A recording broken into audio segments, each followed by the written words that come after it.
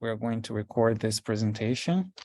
So maybe you have to allow the recording to continue on this talk. So without further ado, please start. And yeah, thank you.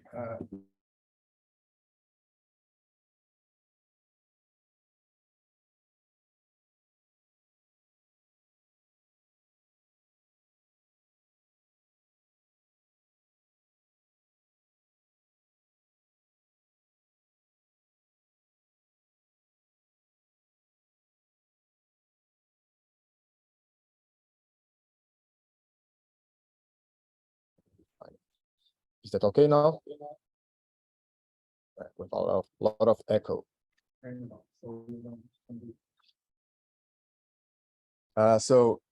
So today I'll be talking about complex robotic systems, the modeling, control, and planning using dual Quaternion algebra. I'm from the University of Manchester, and first of all, it's an honor to be here. So as Dr. Marinho mentioned, we've been collaborating for a long time, since 2013, and since 2017, I started collaborating also with Professor Harada and Professor Mitsuishi, and you all see here today that several of my recent works are works that we've been doing together. So it's really a real pleasure, and I was looking forward to coming here. So let me start just with the motivation for my talk. So we have for a fact that the world population is becoming increasingly old. The estimate by 2050 is that we will have around 2 billion elderlies. And in addition to that, the workforce is becoming increasingly scarce because the working age people per older person will decrease from the current ratio of today, which is 8 to 4 by 2050. Countries such as Brazil, where I come from, United Kingdom, where I'm working now, and Japan are among the top 10 countries with people aged 80 years or over. Meaning that while the population is aging, the proportional workforce is decreasing.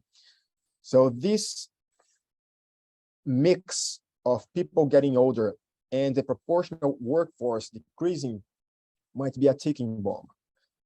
Therefore, one possible solution to that problem is to use robots. But modern robotic systems can be very complex. They have complex dynamics and kinematics. They have to work in complex environments. They need to perform dexterous manipulations and interact with other robots and humans.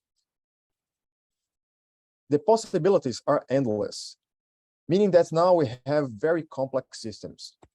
So how to manage this complexity? Well, we have different strategies, and people have been working on different problems and ways for tackling this problem. So one of the most basic questions is nowadays, do we need to use model-based or data-driven methods? Do we need to use physical models using first principles or pure mathematical models? Is it worth to design and to develop a unified theory, or can we just use combined techniques, for example, by using multiple mathematical representations? So I'd like to add here a quote from Professor Osama Khatib when he was he was in Brazil when I was working at the time. So if you have a good model, use it. So there is no sense in just disregarding previous models and previous developments. But the thing is, if we focus on development of models, how can we build such complex systems from first principles? The idea and the fear is that the overall complexity might result in an overly complex mathematical description. Moreover, do those models are suitable for controller design? So how can we describe high-level tasks that can be easily translated into controller references? So we also have a mismatch between high level and low level. How can we integrate them? So there are several open questions. People, again, have been addressing them using different strategies. And here I'm going to highlight our approach, the approach we've been following in my research group. First, we use a bottom-up approach in which different levels in the robot architecture are connected by algebraic structures. So by saying that we connect them by algebraic structures, we have something that is somewhat math-intensive. However, if we use a unified or a single algebra, then our task becomes easier. So for example, we currently use dual Quaternion algebra to model, control, to define high-level task descriptions, and for planning. And of course, because just one algebra is used, the overall math is more manageable. So from an epistemological point of view, meaning the creation of knowledge, we have something that is more manageable and easier to grasp. And we also have something that is very important for modern robotic systems, which is because we're removing those intermediate maps between low levels and high levels, we don't have something that we call math incompatibility between those layers. For example, when we use different representations, and then in order to reconcile them, we need to use other intermediate representations that might lead to unnecessary singularities and unnecessary discontinuities, among other things. And we want to avoid that. So just to give a very brief introduction about dual Quaternion algebra. So let me start by just giving the overall concepts in a very intuitive way, or at least as intuitive as possible. So dual Quaternions extend quaternions, which in turn extend complex numbers. So instead of having just one imaginary units for quaternions, we have three, and they have the same properties as the original complex unit from complex numbers. So when we square them, they equal minus one, they equal minus one. And the product I times j times k also equals minus one, meaning that they interact with each other. They form an orthogonal basis. And we can define the set of quaternions by means of this set H that you can see there, in which clearly it's just an extension of complex numbers, because if H sub 3 and H sub 4 equal 0, what remains is H1 plus I times H2, which is just a complex number.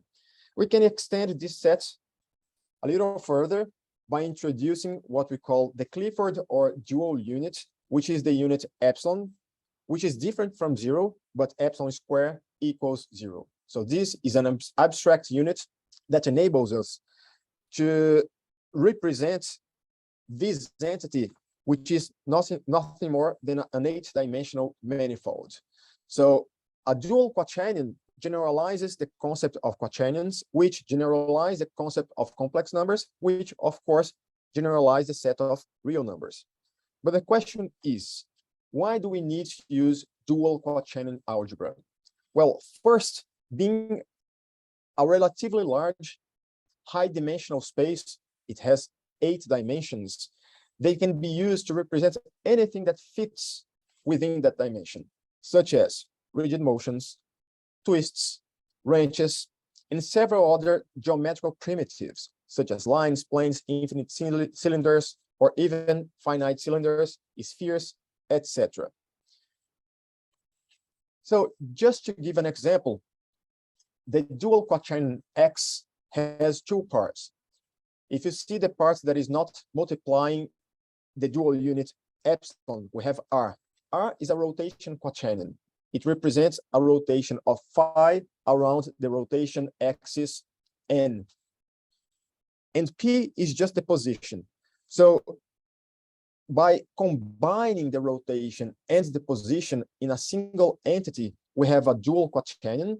And most importantly, we can perform algebraic operations on those kind of entities, meaning that now we can simplify expressions, we can deduce other expressions. We have a whole bunch of mathematical operations that we can use together with unit dual quaternions. But also we can represent other things. So for example, if we want to represent a line on space, so what we do here is to use a similar structure. So we have a dual quaternion, but in the primary part, which is the part not multiplied by the dual unit epsilon, we have the direction of the line.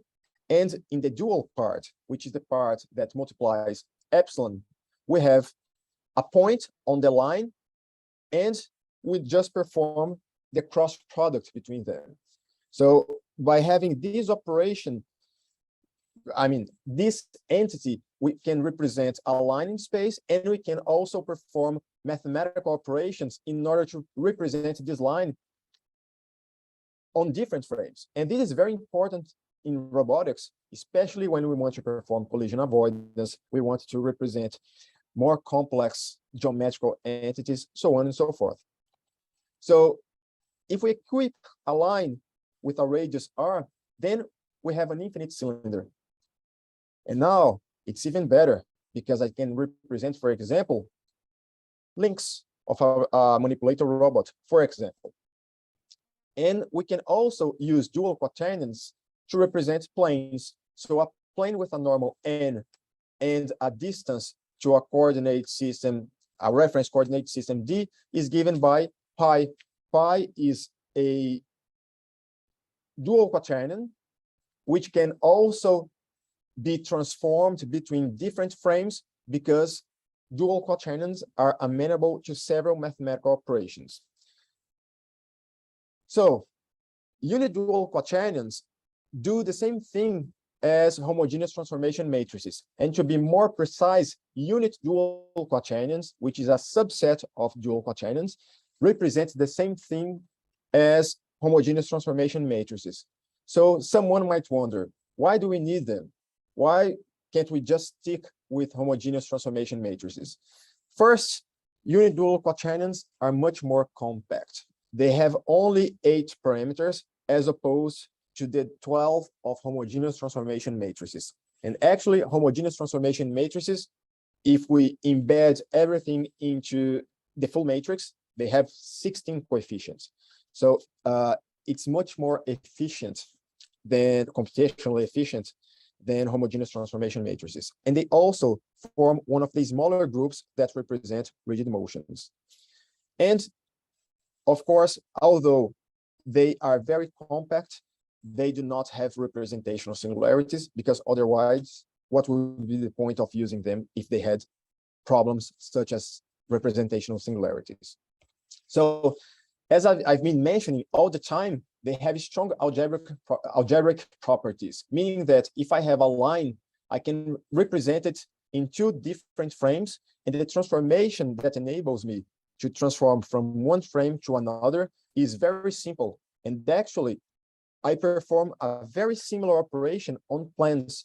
So in terms of expressivity, meaning the ability to express ideas, we have something that is very useful, especially because when we were dealing with robots, especially articulated robots, we have different frames and different geometrical entities that must be transformed between different frames.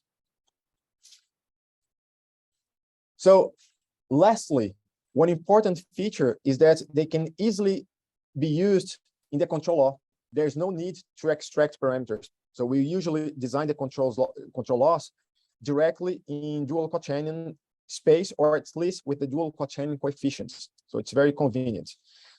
So let's move to the idea of modeling robots using dual quaternion algebra.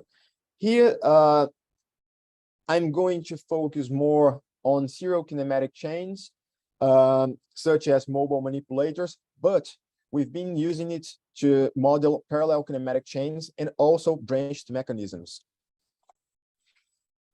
But just to give a rough idea of how we can use dual quaternions to model serial manipulators, imagine a very simple serial manipulator as this one you can see.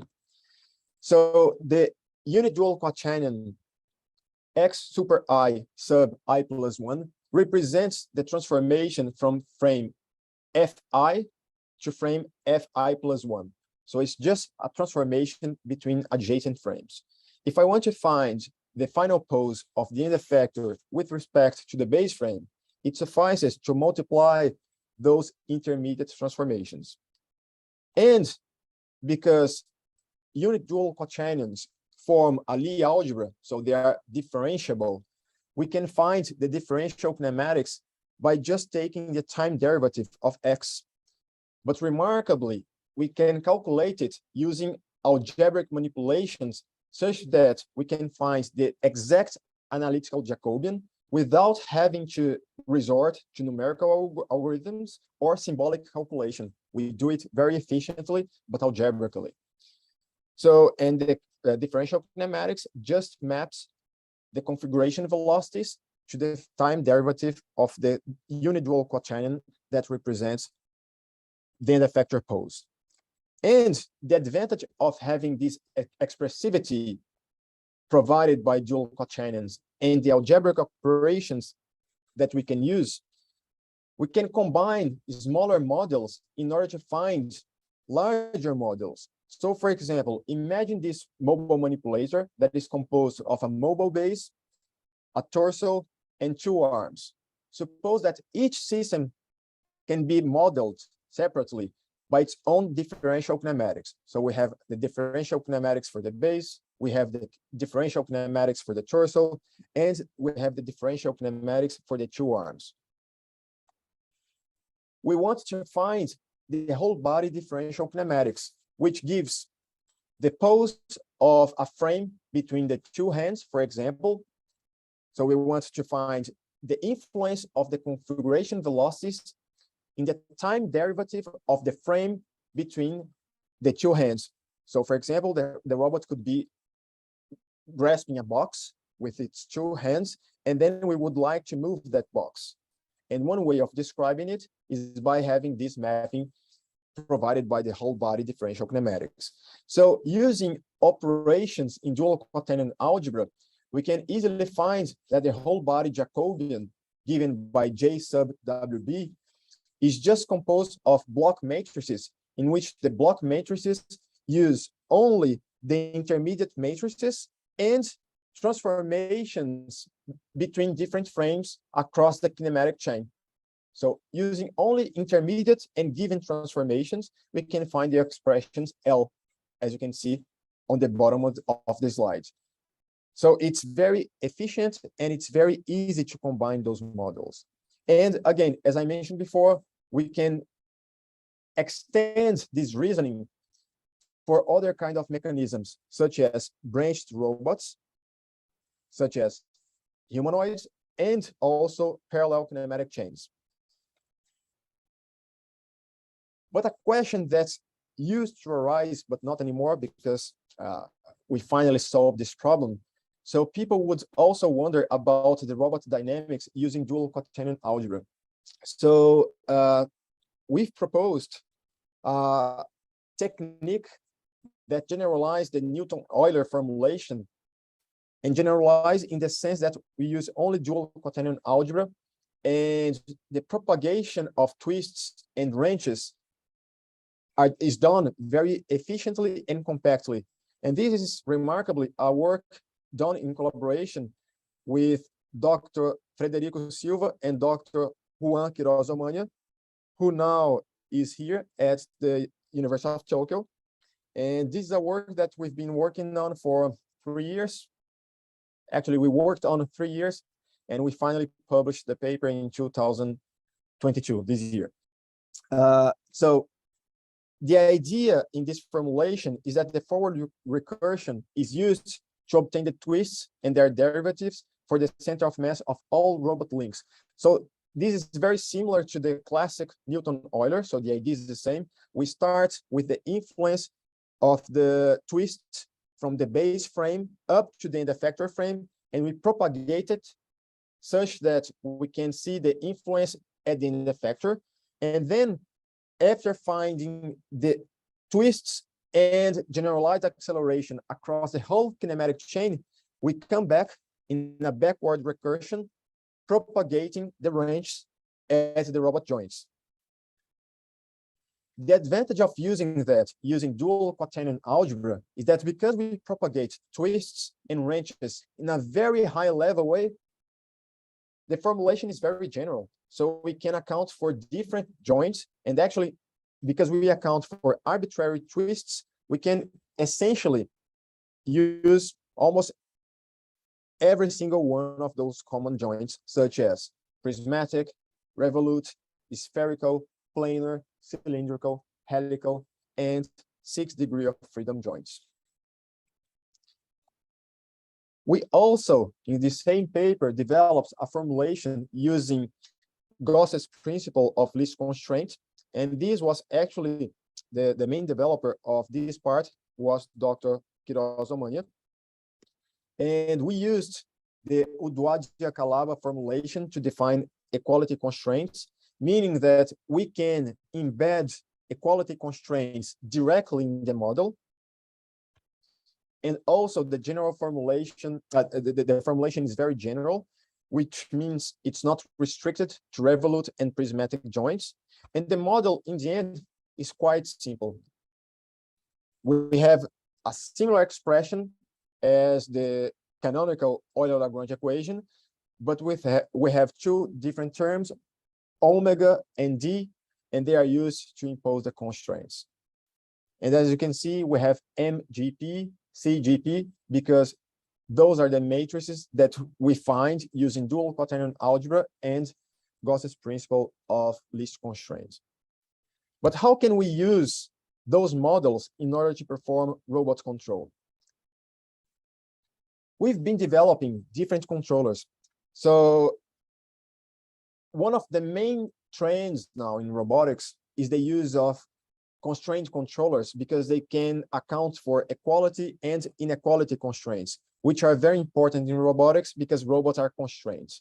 They are naturally, if they are, let's say, they are a serial manipulator chain, such as a manipulator, they are naturally constrained by the junction of their links. But if it's a, let's say, differential drive robot, we have other kind of constraints, such as non-holonomic constraints that prevent the robot from moving instantaneously in arbitrary directions. So also there are other constraints which are very important in surgical robotics. I mean, in essentially every single robotics application, which is imposed by the environment, by the workspace. We might have obstacles. So we can use that kind of controller to account explicitly for those constraints directly in the controller. We've been also developing task space impedance and admittance controllers that also respect all the properties we need in terms of the space of rigid motions. And finally, we've developed several other techniques that also respect the properties associated with the space of rigid motions, which in more technical terms is just the topology associated with the group of unidual quaternions. So we've developed techniques for optimal control. So I think that this was a paper published in 2015, led by Dr. Marinho. We've also developed techniques for H-infinity robust control, hybrid controllers, and also distributed approaches, which we use for formation control. Of course, I cannot talk about all those controllers. I don't have time. I want to focus more on constraint controllers because they are really interesting. So in order to do that, let's start with a very simple model, simple, but at the same time, very general. So consider a task vector X and the task Jacobian J that satisfies what we call the task kinematics. So it's the mapping from the robot configuration velocities to the task space velocities. So Q is the robot configuration. And task vector here can refer to different things. So for example, it can refer to the end effector pose of a robot manipulator, for example. It can refer to the center of mass of a humanoid robot. It can refer to the relative pose between the end effectors of a two-arm system, and also to the configuration of a plane attached to the robot. So all those things that I mentioned can represent the task vector. That's why I said it's really general. And one of the simplest formulations for constraint controllers is the one that you can see on the slide. So the idea is for us to solve this optimization problem to generate the control inputs at each time step. So in the objective function, we have two terms. The first one is related to the desired closed loop error dynamics. So any dynamics that I want for my error decay can be put there. The second term is usually used for the minimization of joint velocities. And this optimization problem is subject to constraints. So the constraints are linear in the control inputs. And although we have inequality constraints that are linear in the control inputs, this idea is very powerful, as I'm going to show later. So it is not difficult to show that this the system that I showed before, x dot equals j times q dot, under this control law is Lyapunov stable. And also because it's cheap to calculate this control law, we can compute it in real time. So it's really useful for controlling robots. And also, although the constraints are linear in the configuration velocities, nonlinear constraints can be enforced by appropriate differential inequalities, what we call the vector field inequalities. So the idea of vector field inequalities itself is not so new. So it was first proposed in '87, but Dr. Marinho and I, together with Professor Harada and Professor Mitsuishi, published a first paper, first in ICRA 2018, and then another paper in ICRA 2011, in which we formalized the whole idea and the whole formalism. So it's more than just having differential inequalities, it's the whole concept. So the idea is this. First, geometric primitives are attached to the robot. For example, cylinders that we can attach to limbs in order to, quote unquote, protect them. Then we define a region of interest. Suppose that we want the robot to avoid collisions with the head. So that region in pink or red is a forbidden region. They cannot overlap with the green cylinders. So then the distance between a given primitive and the region of interest is given by a differentiable function. This is the important and necessary requirement for this framework. We need to define differentiable functions of the robot configuration. And we say that if the distance or this function, so D stands for distance because it's the intuitive interpretation of it, but I mean, it's just a positive definite differentiable function. So it's not positive definite. Actually, it's a signed function that can have a notion of distance, but in principle, only a differentiable function suffices. So if it's greater than 0, we say that the primitive is outside the region. If it's smaller than 0, we say that the primitive is inside the region. And of course, if it's equal to 0, it's at the boundary of the region. And because it's differentiable, we can find the time derivative of D, which is the gradient of D with respect to Q times Q dot. This gradient, for the sake of tradition and because we can stack those distances into a vector, so we usually call them the distance Jacobian. And to keep the primitive outside the region, it suffices to enforce those differential inequalities that you can see on the top left. So this is due to Gromwell's lemma, which is a very important result, which is actually a quite old result.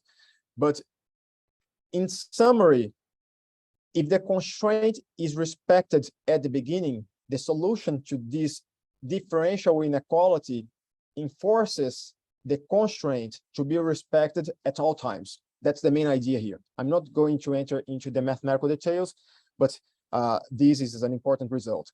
And because D is differentiable, we can replace D dot by JD times Q dot, and then we obtain the expression on the bottom right, which is the inequality that we need to enforce in our optimization problem. And conversely, if we want to keep the primitive inside the region, we just invert the direction of the inequality and everything holds. So just to show the intuition behind it, so this comes from our transactional robotics papers in 2019. So if we have a red obstacles and we have different targets represented by the green crosses, if our robots are the yellow dots, the idea is for them to converge to the target while avoiding the obstacle.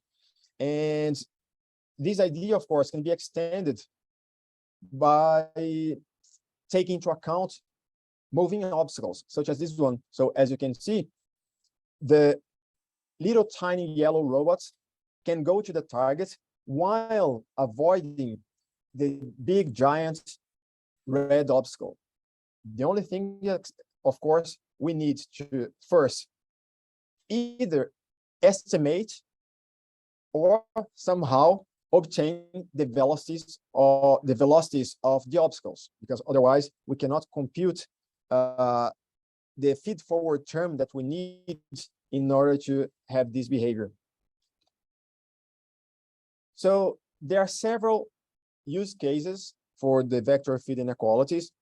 So, for example, we can use it for self-collision avoidance or collision avoidance with the environment to define forbidden regions in the workspace, and we use it for what we call task relaxations. So we can usually make the task somehow not completely defined, but by having appropriate constraints, the optimization problem solves, quote unquote, the problem of ambiguity. We can also have other kind of constraints. For example, if the robot is moving, a cup full of water, for example, and it doesn't want to drop it, so we can enforce a tilting constraint in order to prevent that undesirable behavior, and also to avoid joint limits and any other kind of constraint that we can represent by means of a differentiable function. That's it. So here is an example. So the lead author for that paper was Dr. Quiroz-Amania.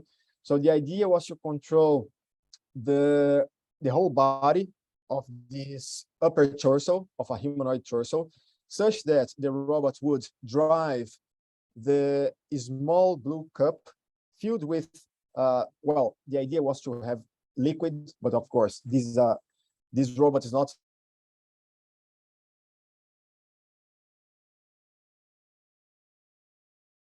drive this small cup to the red region without dropping the contents of that blue cup and without violating any constraints, meaning having self-collisions, so we don't want that, and without having collisions with the workspace, with the table, with the base, anything.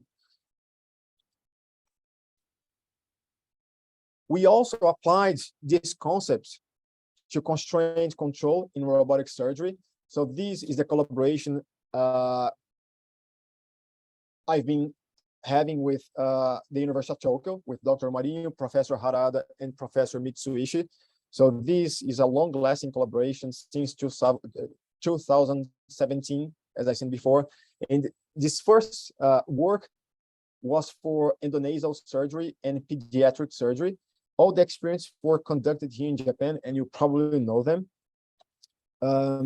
So just a very quick idea, a quick overview, because I think that you all know, are very familiar with it, but we have constraints that prevent collision between the robots. We have also compliant pivoting points to prevent collisions between the tool shafts and the anatomical model.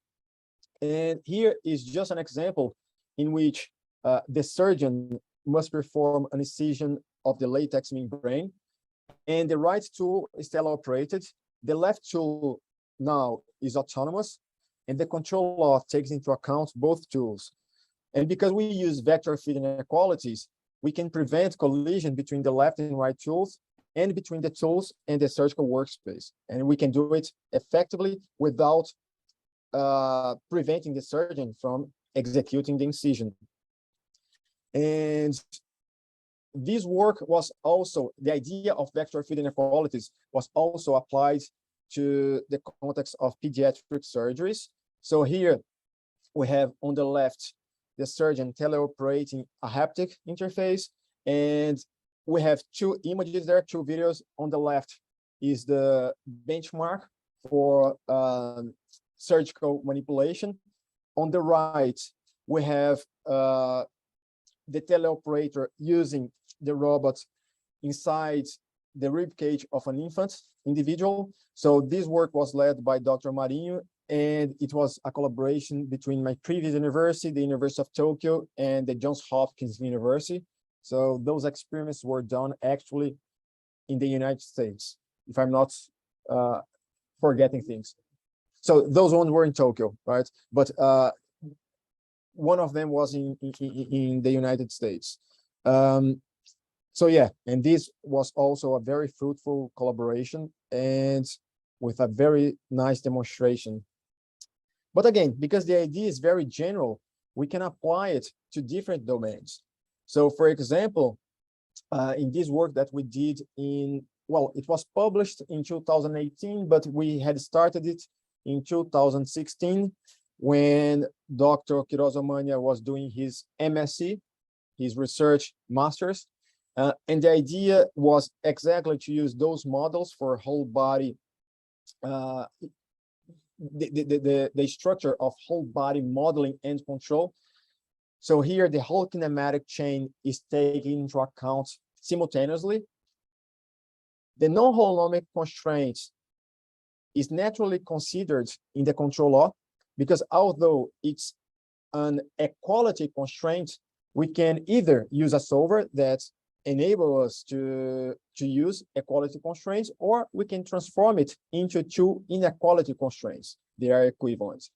And there is no need for trajectory generation. So we define, for example, just a set point, and the robot is able to converge to the target, even if the target moves, while accounting for all constraints. So on the bottom left, you can see that the robot is avoiding the forbidden region.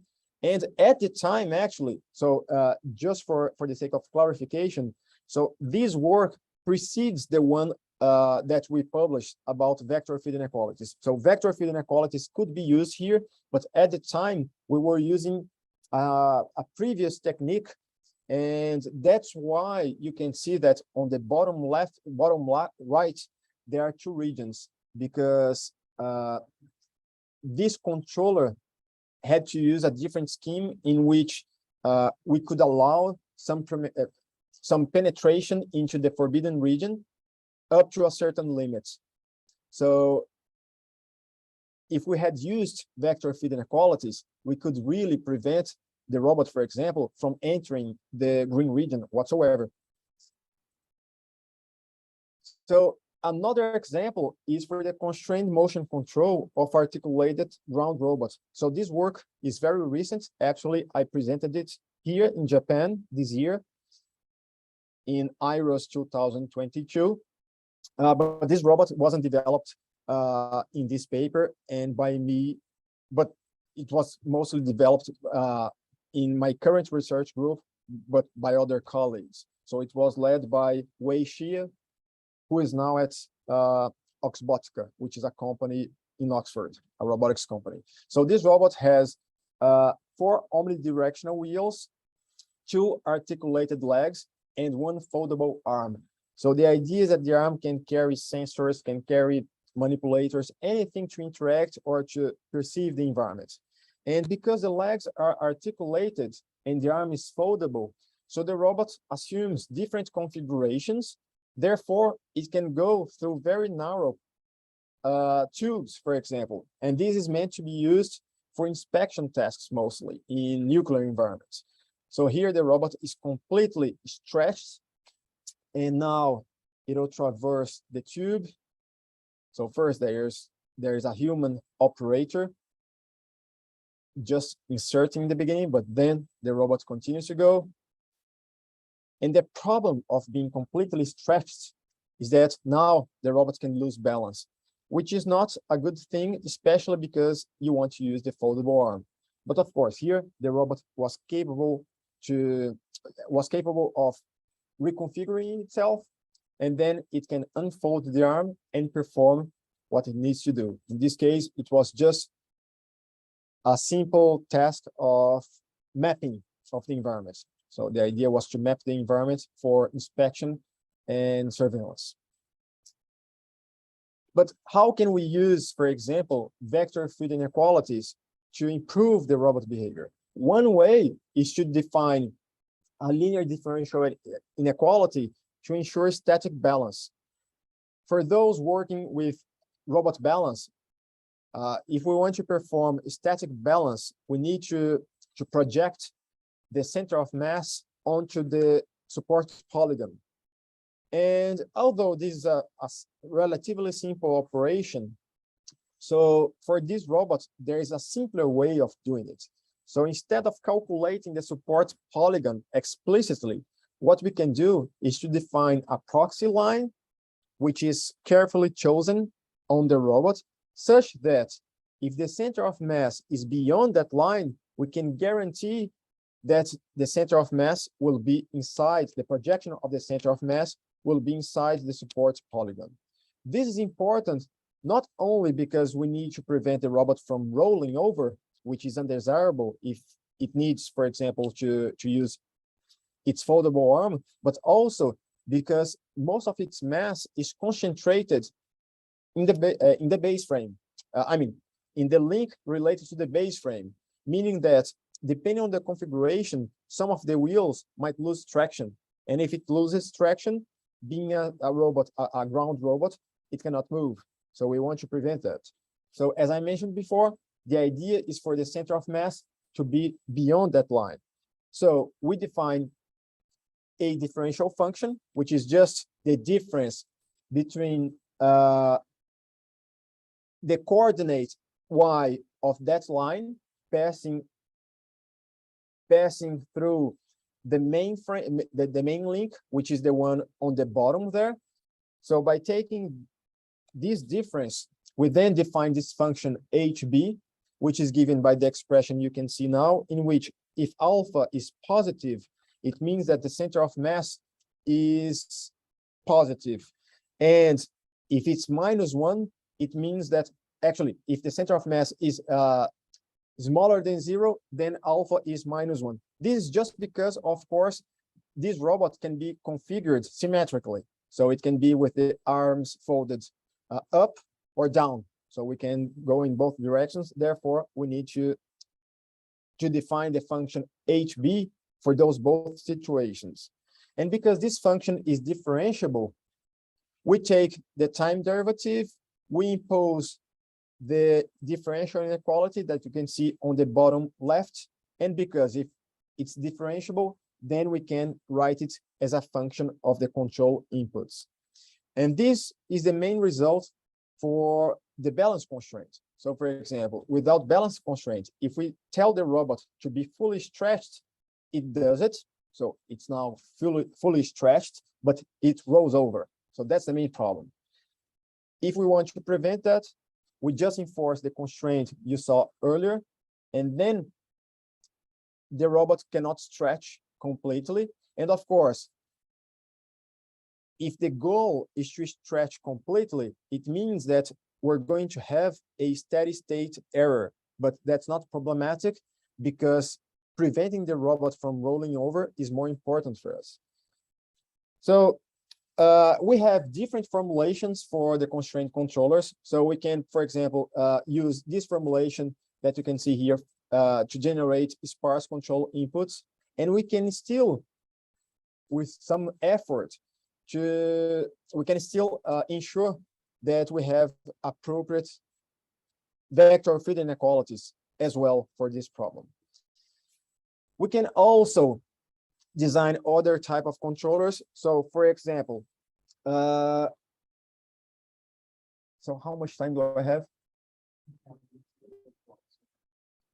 Okay, thank you so much.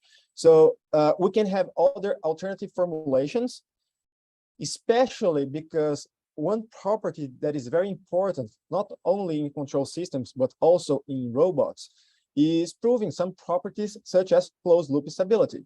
And one of the motivations for ensuring closed loop stability is that if I'm using the robot in a critical application, such as surgical robotics, I don't want my robot to become unstable inside the patient. It's very dangerous. I cannot certify it. And I cannot just rely on experience, because if I don't have the formal properties, I can say that my system works up to a point, but if I cannot test all the possibilities, which is virtually impossible because I have infinite possibilities, so then I cannot say much about the system. So if I can prove those kind of properties, it's better for me. It's more convincing, and it's easier to certify the robot, and it's easier to ensure that it won't do something unexpected. But because it's difficult to prove closed loop stability for arbitrary objective functions, so we can design what we call stable by design controllers, in which we have an optimization problem that we need to solve at each time step to generate the control input, in which phi is a positive definite function. We also have the differential inequalities, which we use to define the vector field inequalities, but also we have an additional constraint, which we call the Lyapunov constraint. So this constraint ensures that, for example, if I define a Lyapunov function that is related to the task space error, I can ensure that it will be always non-increasing. So in the worst case scenario, my robot can stop, but it won't become unstable. So we've been using those controllers, and they've been very successful, very useful. But what if I want, for example, to perform team manipulation coordination? And now the problem is not, to have constraints, to, control a very complicated robot, but the problem now is to use different robots cooperating to do a task. If I start using the same techniques that I showed before, but centralized, in a centralized way, they won't work, because this is not scalable. There's a high dimensionality problem here. So what we need to do is to build relevant abstractions to account for large systems and for heterogeneous systems, in which I can have different robots and even people working with the robot. So one strategy is to use what we call consensus-based formation control. So suppose that I represent each agent by its ended factor pose, and that's convenient because I can represent it by using a unit dual quaternion. Let's say that the formation is specified relative to the center of formation, and we want the formation to happen anywhere in the workspace. And why? Because I don't want to define it. I want the robots to decide by themselves. I don't want to do it. I want them to do it on my behalf. And the idea is that only local information is exchanged, because that way the system is scalable. I can put any arbitrary number of robots, and because they are just talking to their neighbors, the system is completely scalable, and I can have 5, 10, 1,000, 2,000, it doesn't matter. And the goal is to reach a consensus about where the center of formation should be. So the robots will be negotiating with each other such that in the end, they decide what the formation should be. So for example, consider on the left a desired time, a time vary formation. So this is what I want the robots to do. So I want them to have this kind of infinity shape with a particular orientation, and they can do it in the way they want. So on the right, you see that in the beginning, the robots start completely random, and I generated the pose randomly, and then they talk to each other and they form the infinity shape, but the orientation is different. It's not a different point of view. The orientation is different, and the coordinate of the center is also slightly different because they chose to do that way. So they did it automatically. So the control laws rely heavily on dual Quaternion algebra in our case. So the control signal at the end effector is given by this expression on the right. Of course, I'm not going to go into the details of it, but here there are only two important things that you need to know.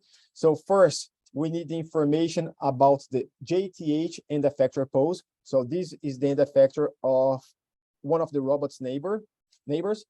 And we also need the velocity information about the time varying information. So this information is known beforehand because I defined the desired formation. So the only thing that is actually exchanged really is the term inside the green circle. And the control law takes into account the complete pose, and also it respects all the properties I needed to respect. And it is a useful abstraction because I can just represent the robot by means of its end effector. And because the robot differential kinematics model can be explicitly used, now I can implement things like that, in which I have two robots cooperating to carry a box. And then I can have even a human in the loop, because for the robots, they just care about the human hand. And by having this formation between the human hand and the two arms, the human can leverage its ability to move in order to move the whole system. And this can be used, for example, to have systems composed of humans and a team of robots, in which the robots are carrying a very large and heavy payload, and the human is just doing gestures in order to drive the robots where the human want them to go.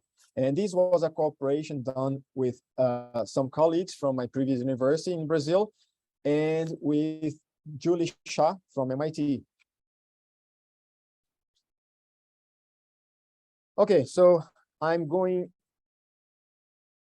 a little bit higher in the abstraction level, and I'm going to talk about how to design motion planners and generation of complex trajectories.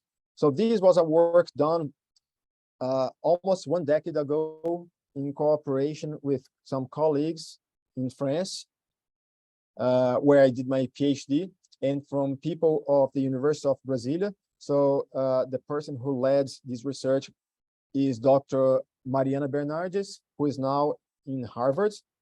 At the time, she was at the University of Brasilia. So the idea is to use to use flexible needles that can be steered in order to perform percutaneous procedures. So the idea is to combine periods of rotations and insertions such that this needle can make a curve, because there is an important interplay between the reaction forces of the needle and the tissue where the needle is being inserted to. So by having what we call a duty cycle, which gives us a period of pure insertion and a period of simultaneous insertion and rotation, we can then derive a model in discrete time, such that it describes how the whole thing turns according to those duty cycles.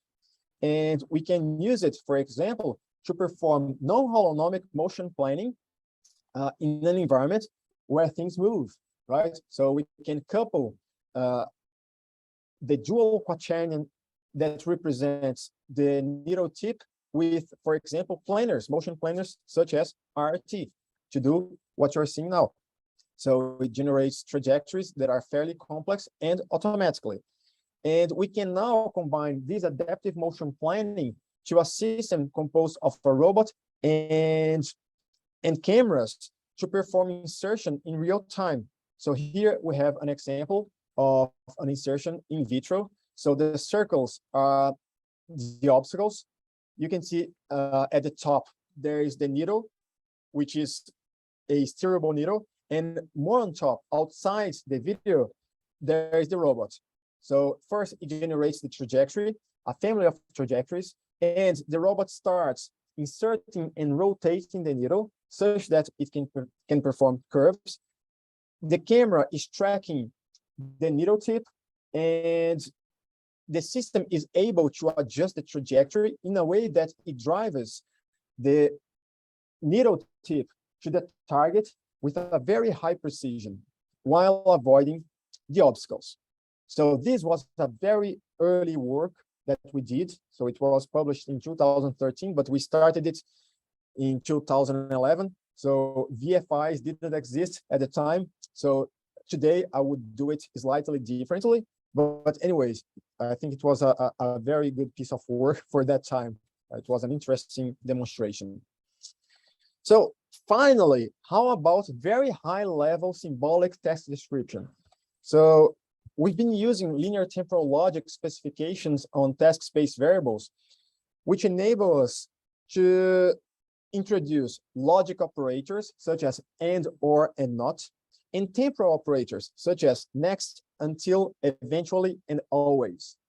So for example, I can say, I want the robots to go first to A, then to B, always be inside a room, never go to another place because the never is the negation of always, so on and so forth. So I can combine temporal and logic operations to have a whole range of things. So for example, each atomic operation, each element of the linear temporal logic can be, for example, an element that says the robot in the factor pose X is sufficiently close to a pose Xi, for example. And then we can define a formula like this one.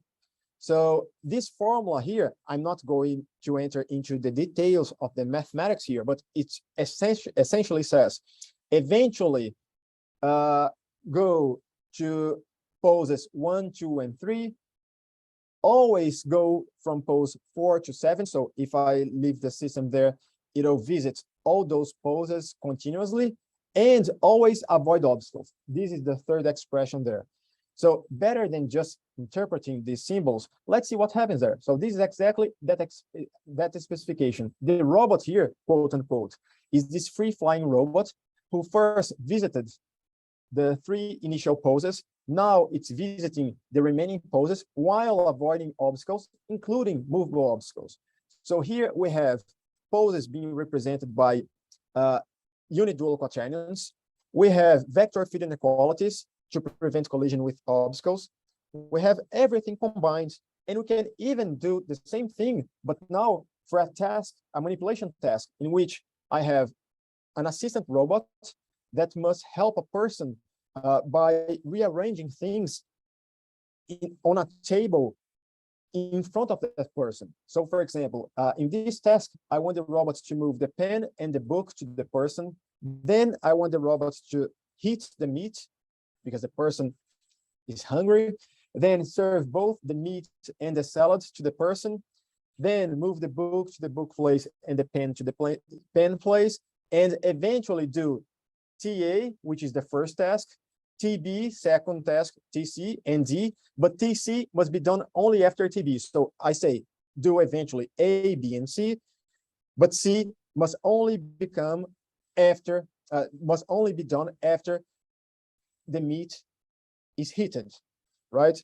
So this was a work done with a former MSc student, Marcos Pereira, who is now a PhD student, and this is the task. So that high-level specification is translated into that formula you can see on the top, and this is what the robot is doing. So now it's catching the red cube, which represents the meat, putting on the red circle, which represents where the meat is heated.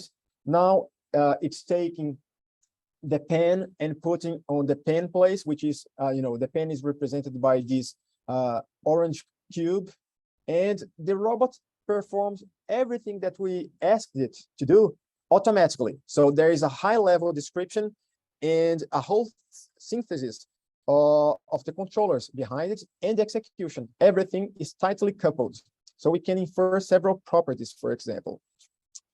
And finally, I'm going to just show a video, but you probably saw it several times, of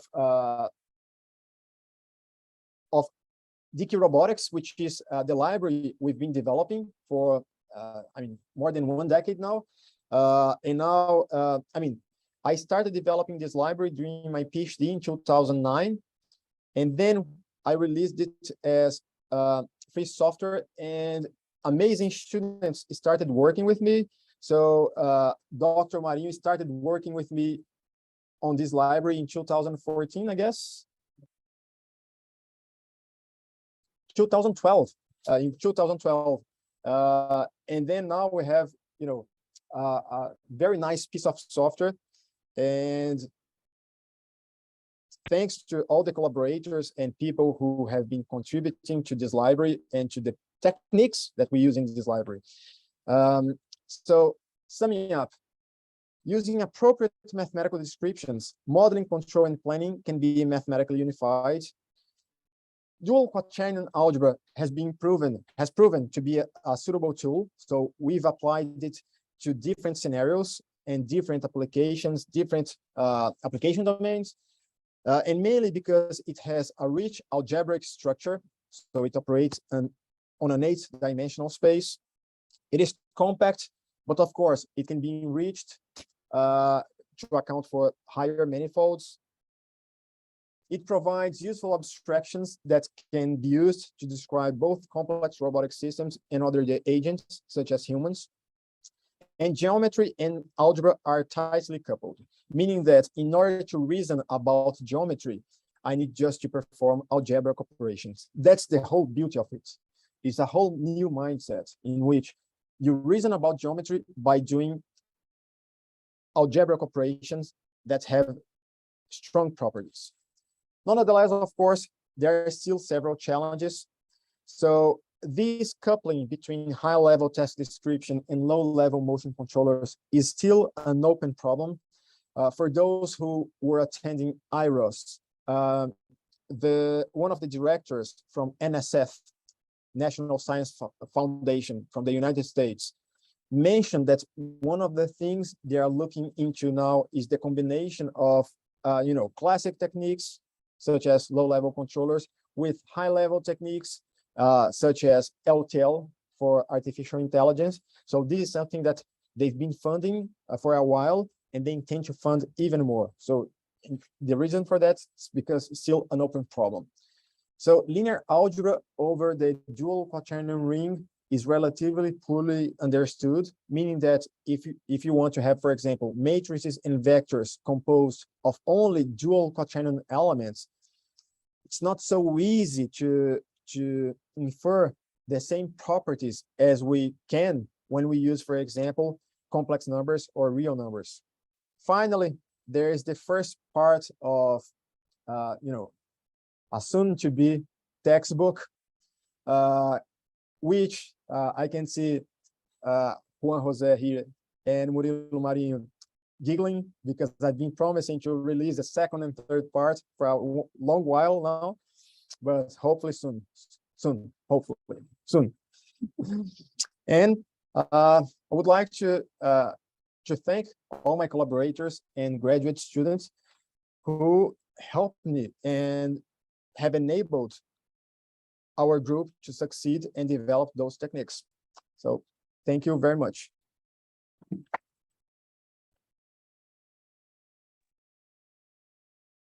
So thank you very much, Professor Bruno. Do we have any questions? Do we have any questions here from the audience? I think you two know a lot about Professor Bruno's work. Do you have any questions you would like to make? Yeah, actually, I have. So first, you mentioned one constraint controller, and guarantee that it's real time.